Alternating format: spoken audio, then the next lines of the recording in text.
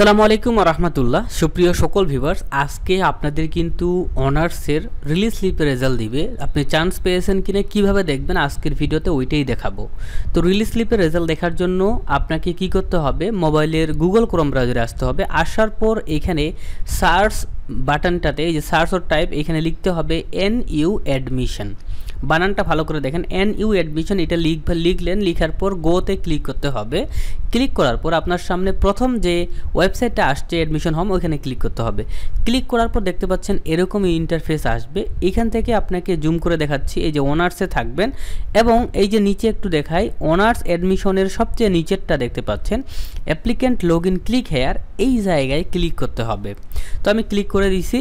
Click করার পর আমরা একটু ওয়েট করি, নেট স্পিড স্লো, যার কারণে পেজটা আসতে একটু সময় লাগতেছে। সো দেখতে পাচ্ছেন এই পেজটা চলে আসছে। তো এইখানে কি করবেন, আপনার অ্যাডমিশন রোল নাম্বারটা দিবেন, ঠিক আছে? মানে আপনি যে প্রথম আবেদন করেছিলেন তখন কিন্তু অ্যাপ্লিকেশন রোল নাম্বার দিয়েছিল, সেই রোল নাম্বারটা এখানে দিব আমি, ঠিক আছে? তো এইখানে আমি একটা রোল নাম্বার দিয়ে দিচ্ছি এবং নিচে পিন নাম্বার দেখতে পাচ্ছেন, পিন নাম্বার দিতে হবে। সো যাই হোক, আমি আমার যে রোল নাম্বারটি সেটা দিয়ে দিচ্ছি টাইপ করে। আর অবশ্যই এই ভিডিওতে একটা লাইক করতে ভুলবেন না, সকলের কাছে রিকোয়েস্ট একটা লাইক করে দিবেন এবং পিন নাম্বারটি আমি এখানে বসাচ্ছি।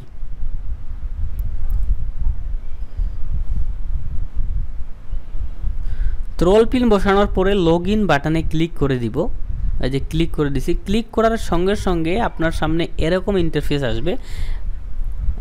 এই যে দেখতে পাচ্ছেন এমন ইন্টারফেস আসবে। এইখানে আপনার ছবি থাকবে এবং নিচে দেখতে পাচ্ছেন লেখা আছে অ্যাডমিশন ইনফরমেশন। এখানে লেখা থাকবে কংগ্রাচুলেশন। যদি কংগ্রাচুলেশন থাকে তাহলে বুঝে যাবেন আপনি চান্স পেয়ে গেছেন। এবং দেখতে পাচ্ছেন you are assigned political science. যদি পলিটিক্যাল সায়েন্স বা আপনি যেই সাবজেক্টে চান্স পেয়েছেন সেই সাবজেক্টের নাম এখানে লেখা থাকবে। এবং অ্যাট দিনাজপুর গভর্নমেন্ট কলেজ, এখানে আপনার কলেজের নাম লেখা থাকবে according to fresh release slip. যদি এমন থাকে তাহলে বুঝে যাবেন আপনি চান্স পেয়েছেন এবং চান্স পাওয়ার পরে চূড়ান্ত ভর্তি ফর্ম পূরণ করে কলেজে কাগজপত্র টাকা পয়সা জমা দিয়ে ভর্তি হয়ে যাবেন। আল্লাহ হাফেজ।